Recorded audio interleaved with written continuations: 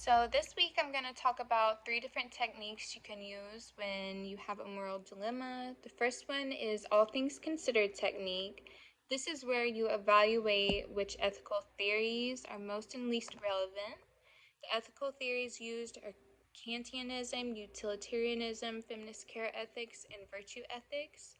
You'll weigh these options on a scale where -10 is the strongest prohibition, +10 is the strongest obligation, and 0 does not apply. After you have scored each of the ethical theories, you can evaluate which theory shows the most importance or relevance, and this will help you solve your dilemma. The second technique is argument by analogy technique. This technique states that if you agree with one moral assessment, you should apply similar reasoning and reach a similar conclusion with another assessment, keeping in mind that the goal is to look for morally relevant differences. The third technique is intuition, reflection, and coherence technique. This technique basically uses intuition, reflection, and coherence. It's the idea of achieving reflection or reflective equilibrium with consistent views that are grounded in moral intuitions and rationally supportable. In this technique, as you remain consistent with your views, you should also remain open to modifications and use the process of contrasting and adjusting your views.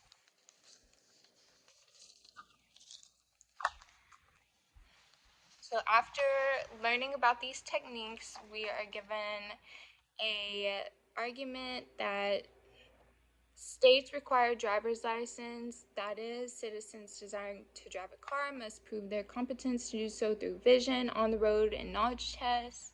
Drivers who prove themselves incompetent, irresponsible, and or unsafe via repeat or especially egregious instances of reckless or harmful driving can have their license temporarily or permanently revoked.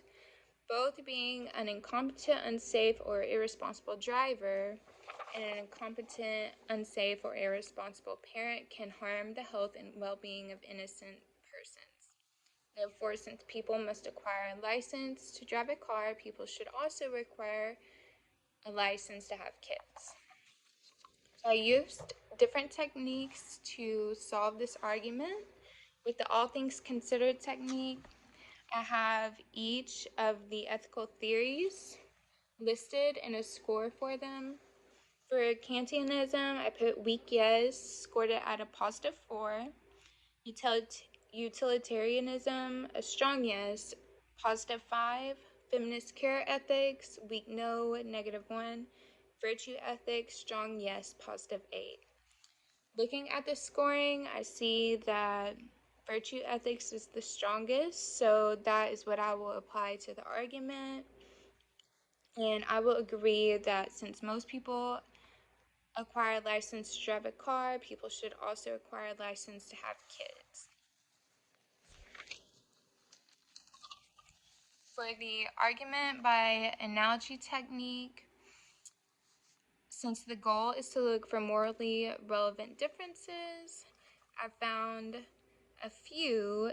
I said that the principles applied to a mechanical object are not the same as principles applied to a human being.